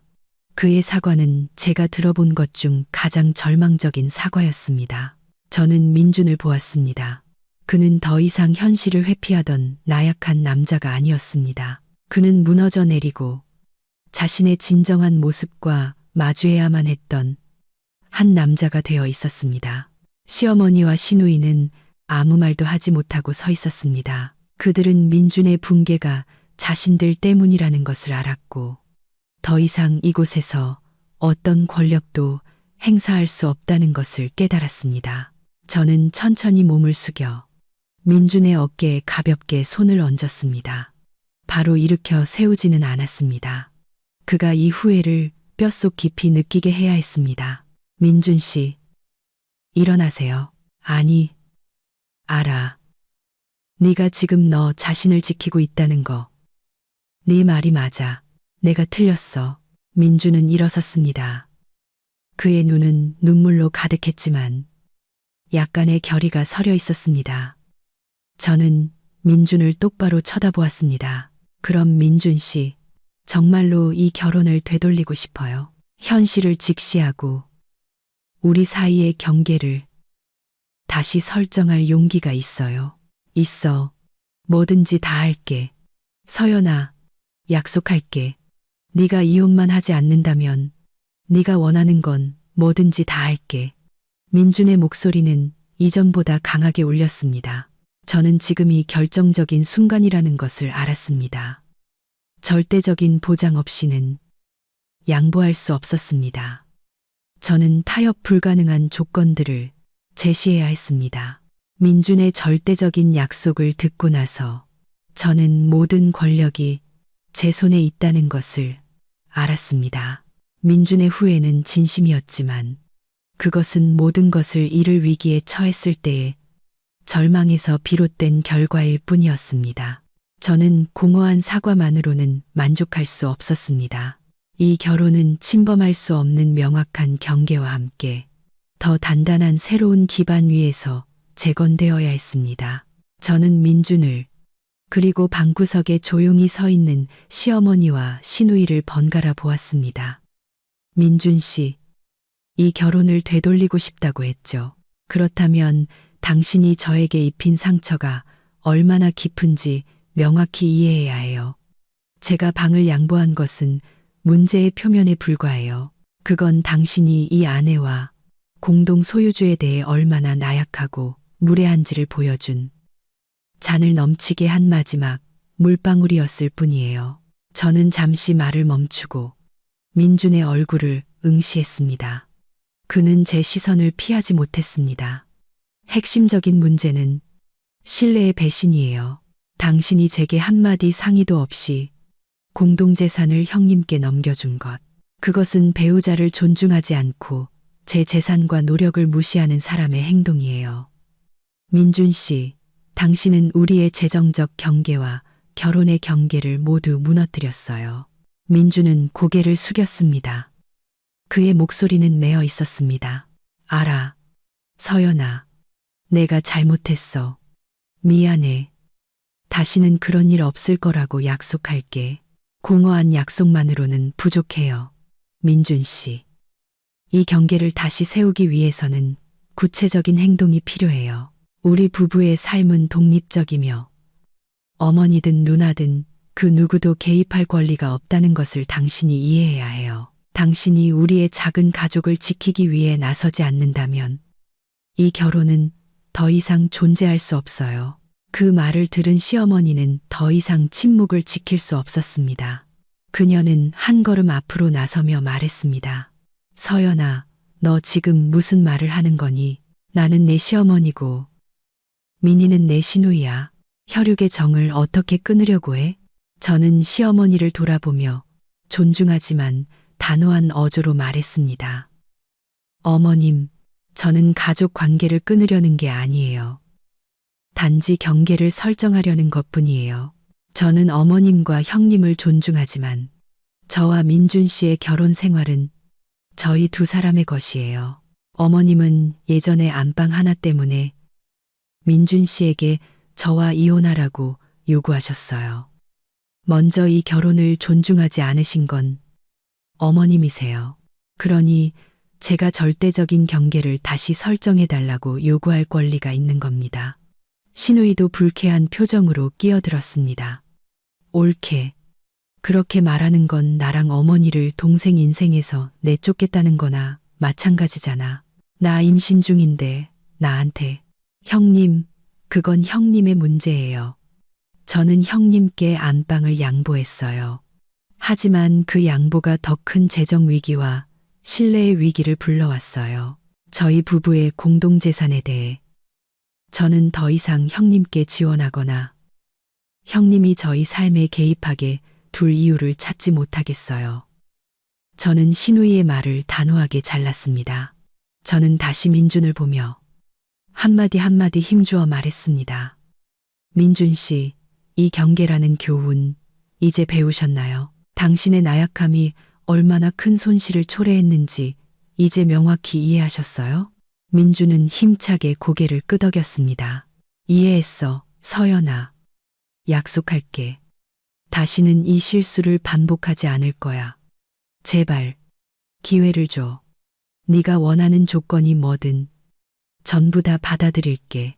저는 민준을 똑바로 쳐다본 뒤 시어머니와 시누이를 힐끗 보았습니다. 제가 곧 제시할 조건들이 그들에게는 매우 가혹하겠지만 그것이 제가 이혼 소송을 취하할 유일한 조건이라는 것을 알았습니다. 민준 씨, 당신이 다음 두 가지 절대 타협, 불가능한 조건을 즉시 수락하고 실행한다면 이혼 소송 취하를 고려해 볼게요. 민준은 침을 삼켰습니다. 그의 눈에는 결의가 가득했습니다. 말해, 서연아, 전부 다 받아들일게. 저는 분노와 두려움이 뒤섞인 표정으로 서 있는 시어머니를 보았습니다. 첫 번째 조건, 시어머니와 시누이는 즉시 우리 집에서 나가셔야 합니다. 제 말이 끝나자마자 시어머니는 격렬하게 반발했습니다. 뭐, 너 미쳤니? 내가 감히 시어머니랑 시누이를 집에서 내쫓아. 이 집은 내 아들 집이야. 시누이도 소리쳤습니다. 옳게. 너무하잖아. 나 임신 중인데 길바닥에 나 앉으라는 거야. 민주는 즉시 어머니와 누나를 돌아보았습니다. 그의 얼굴은 엄격했고 처음으로 절대적인 강인함을 보였습니다. 엄마, 누나, 제발 조용히 좀 해줘요. 두 사람이 이미 충분히 개입했어요. 이제 저희 부부가 알아서 해결하게 놔두세요. 저는 서연이의 이 조건을 받아들이겠습니다. 민주는 저를 다시 보며 고개를 끄덕였습니다. 첫 번째 조건 받아들일게, 서연아. 내가 엄마랑 누나한테 얘기해서 오늘 바로 나가시라고 할게. 저는 고개를 끄덕였습니다. 민준의 단호함은 제 결정에 대한 믿음을 더해 주었습니다. 저는 두 번째 조건을 이어갔습니다. 두 번째 조건. 민준 씨는 어머니, 시누이를 포함한 가족 그 누구도 우리 부부의 사생활, 재정, 그리고 결정에 개입하는 것을 절대 허용하지 않겠다고 약속해야 합니다. 만약 앞으로 아주 작은 개입이라도 발생할 경우 저는 즉시 이혼 절차를 다시 시작할 겁니다. 그리고 그때의 보상금은 5억에서 끝나지 않을 거예요. 민주는 조금도 망설이지 않았습니다. 그는 이것이 결혼을 구하기 위한 생존 조건이라는 것을 알았습니다. 이 조건이 없다면 모든 것이 반복될 것이라는 것을 알았습니다. 두 번째 조건도 받아들일게. 서연아, 약속해. 내가 직접 그 경계를 설정할게. 내가 우리 보금자리를 지킬게. 다시는 엄마랑 누나가 개입하게 두지 않을게. 내가 모든 걸 책임질게. 민주는 제 손을 잡았고 이번에는 저도 손을 빼지 않았습니다. 그렇다면 민준 씨, 행동으로 증명하세요. 당신의 단호함을 제게 보여주세요. 당신이 가장 먼저 해야 할 일은 지금 당장 어머님과 형님이 집에서 나가는 것을 돕는 겁니다. 민주는 시어머니와 시누이를 돌아보았습니다. 그의 얼굴은 단호하면서도 마음 아파 보였습니다. 엄마, 누나, 죄송하지만 전 결정했어요. 두 분은 지금 당장 제 집에서 나가주셔야 해요. 제가 큰 실수를 저질렀고 이 결혼과 이 집을 지키기 위해 서연이의 조건을 따라야만 해요. 시어머니는 이 현실을 받아들일 수 없었습니다. 그녀는 증오의 찬눈으로 저를 쳐다보았지만 민준이 제 편에 섰기 때문에 아무것도 할 수 없었습니다. 민준아, 네가 감히 네 아내 때문에 이 엄마랑 네 누나를 내쫓아. 시어머니가 소리쳤습니다. 엄마, 내쫓는 게 아니에요. 그냥 경계를 다시 설정하는 거예요. 엄마가 이걸 받아들이지 않으시면 저와 서연이는 이혼할 거고 그럼 저와 엄마 모두 모든 걸 잃게 돼요. 엄마랑 누나, 짐 챙기세요. 제가 새로운 거처를 찾는 건 도와드릴게요. 시누이는 눈물로 민준의 마음을 흔들려고 했습니다. 민준아, 나 임신했어. 어떻게 그렇게까지 잔인할 수가 있어. 민준은 고개를 돌렸습니다. 그는 감정을 이용한 이런 말들에 너무나 지쳐 있었습니다. 누나, 내가 이미 충분히 해줬어. 누나는 내 돈을 가졌었고 내 아내의 안방에서 지냈어. 이제 나는 내 인생을 구해야 해. 엄마 집에 잠시 가 있거나 다른 아파트를 구해. 미안해. 민준의 단호한 말은 모든 논쟁을 끝냈습니다. 시어머니와 시누이는 자신들이 처참하게 패배했다는 것을 알았습니다. 민준의 단호함은 제가 오랫동안 기다려온 행동이었습니다. 그는 저를, 이 결혼을, 그리고 가족의 간섭으로부터의 독립을 선택했습니다. 제가 최후 통첩을 보낸 지 몇 시간 만에 민주는 조건을 성실히 이행했습니다. 그는 피곤하지만 단호한 표정으로 직접 어머니와 누나의 짐을 싸는 것을 도왔습니다. 시어머니와 시누이는 침묵과 극도의 씁쓸함 속에서 떠났습니다. 시어머니는 제 얼굴은 쳐다보지도 않고 문을 나서기 전 실망 가득한 눈으로 민준을 한번 쏘아볼 뿐이었습니다. 임신한 몸으로 동정을 얻으려던 시누이의 노력도 민준을 흔들지 못했습니다. 그들은 짐과 함께 소리 없는 원망을 짊어지고 자신들이 마음대로 할 수 있다고 생각했던 아파트를 떠났습니다. 문이 닫힌 후 조용한 아파트에는 저와 민준만이 남았습니다. 안방은 다시 비워졌습니다. 민준은 저를 돌아보았습니다. 그의 눈에는 고마움과 후회가 가득했습니다. 서연아, 네가 요구한 대로 했어. 엄마랑 누나는 떠났어. 다시는 그 누구도 우리 부부 생활에 개입하게 두지 않겠다고 약속할게. 내가 이 경계를 지킬게. 저는 민준에게 다가가 그의 눈을 똑바로 쳐다보았습니다. 민준 씨, 그 약속 꼭 지키길 바라요. 오늘 당신의 행동이 우리 결혼을 구했어요. 이혼 신청과 손해배상 요구는 잠시 보류할게요. 민주는 수톤에 짐을 내려놓은 듯 안도의 한숨을 내쉬었습니다. 고마워. 서연아, 정말 고마워. 민준 씨, 지금 가장 중요한 건 고맙다는 말이 아니에요. 우리는 당장 이 재정 위기를 해결해야 해요. 저는 휴대폰을 꺼내 전원을 꺼두었던 보조 계좌를 다시 확인했습니다. 은행의 알림을 계속 주시하고 있었습니다. 은행이 가장 강력한 조치를 취하기까지 몇 시간밖에 남지 않았다는 것을 알았습니다. 민준 씨, 은행 대출금이 너무 오래 연체됐어요. 제가 인출했던 3억 5천만 원을 제 개인 은행 계좌로 다시 이체할게요. 그리고 그 돈으로 이 아파트에 남은 주택담보대출 전액을 상환할 거예요. 더 이상 은행이 집을 압류할까봐 걱정하지 않아도 돼요. 민주는 놀랐습니다. 대출을 전부 갚겠다고. 하지만 왜 공동 계좌가 아니라 전부 다. 민준 씨, 이 사건 이후로 당신이 개입할 수 있는 통제 범위 안에 큰 돈을 두는 것에 대한 신뢰를 잃었어요. 제가 대출금을 전액 상환한다는 것은 이 아파트가 원래 서류대로 78%의 제 소유권이 완전히 확립되고 더 이상 부채에 얽매이지 않는다는 것을 의미해요. 법적으로 이것은 제 절대적인 소유권을 강화하는 동시에 당신의 무책임에 대한 재정적 처벌이기도 해요. 민주는 모든 조건을 받아들이며 고개를 끄덕였습니다. 알았어. 전부 다 받아들일게. 서연아, 네가 어떻게 하든 괜찮아. 우리가 이 집과 가족을 지킬 수만 있다면 그 직후 저는 3억 5천만 원을 이체하여 은행 대출금을 완납했습니다. 은행의 거래 성공 알림이 울렸고 우리 아파트는 공식적으로 빚이 없어졌습니다. 저와 민주는 함께 안방을 청소하고 우리 개인 물품들을 다시 제자리로 옮겼습니다. 방은 다시 따뜻하고 익숙한 공간이 되었습니다. 우리 결혼은 유지되었지만 완전히 변했습니다. 민주는 더 이상 나약한 남편이 아니었고 그는 강제로 성장하고 단호해져야 했습니다. 저는 더 이상 양보하는 아내가 아니었고 게임의 규칙을 정하는 사람이 되었습니다.